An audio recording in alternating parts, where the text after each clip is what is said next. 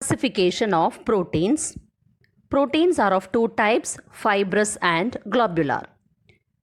When the polypeptide chains run parallel and are held together by hydrogen and disulfide bonds, fibrous proteins are obtained.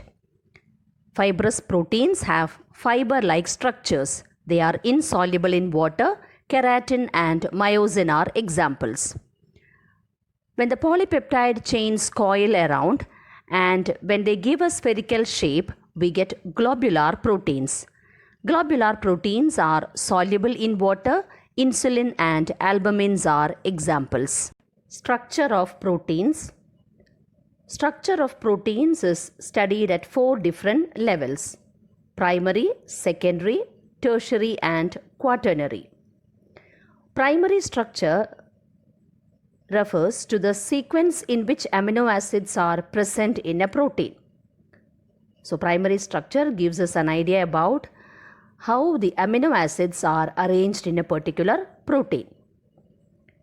Secondary structure refers to the shape in which a polypeptide chain can exist.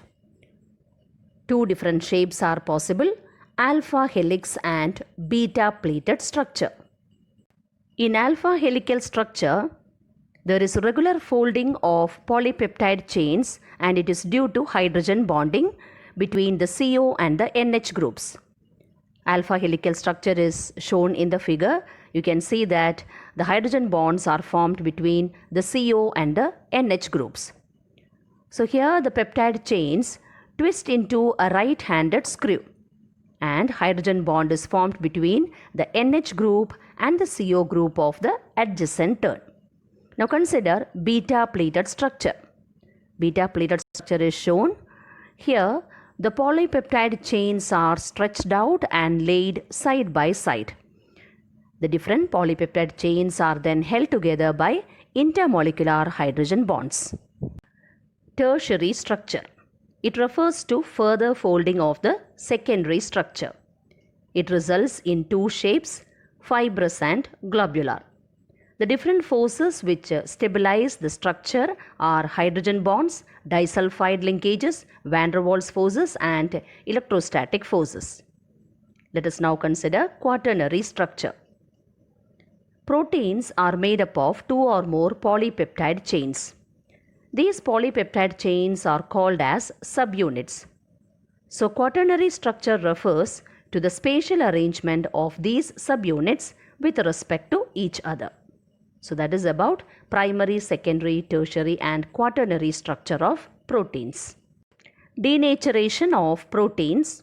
Before discussing about denaturation of proteins, let us see what is meant by a native protein. A native protein is one which has a unique three-dimensional structure and which has a specific biological activity. Now, when a native protein is subjected to either a chemical change like change in pH or a physical change like change in temperature, hydrogen bonds will get disturbed. As a result of this, globules will unfold and the helix will uncoil. The protein will then lose its biological activity. So this is known as denaturation of proteins. As a result of denaturation, the protein loses its biological activity. Denaturation destroys the secondary and the tertiary structures, whereas the primary structure remains intact. Coagulation of egg white on boiling is an example of denaturation. Curdling of milk is another example of denaturation. Let us now move on to the next topic, nucleic acids. We know that every generation of each and every species resembles its ancestors. It is found that nucleus of a living cell is responsible for the transmission of inherent characters. Certain particles are found to be present in the nucleus of cell, which are responsible for heredity. These particles are chromosomes. Chromosomes are made up of proteins and nucleic acids.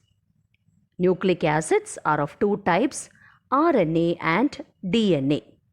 DNA is deoxyribonucleic acid and RNA is ribonucleic acid. Let us now discuss about the chemical composition of nucleic acids. that is chemical composition of RNA and DNA. It is found that hydrolysis of RNA and DNA gives pentose sugar, phosphoric acid and nitrogen bases. The pentose sugar present in DNA is deoxyribose, whereas the pentose sugar present in RNA is ribose.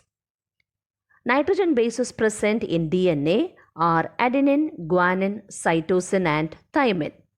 In RNA, the nitrogen bases present are adenine, guanine, cytosine and uracil.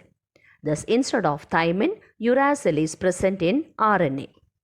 Next, we shall see what is meant by a nucleoside. Nucleoside is a unit formed by the attachment of base to 1' position of sugar. Now, what is meant by nucleotide? Nucleoside linked to phosphoric acid at 5' position of sugar gives nucleotide.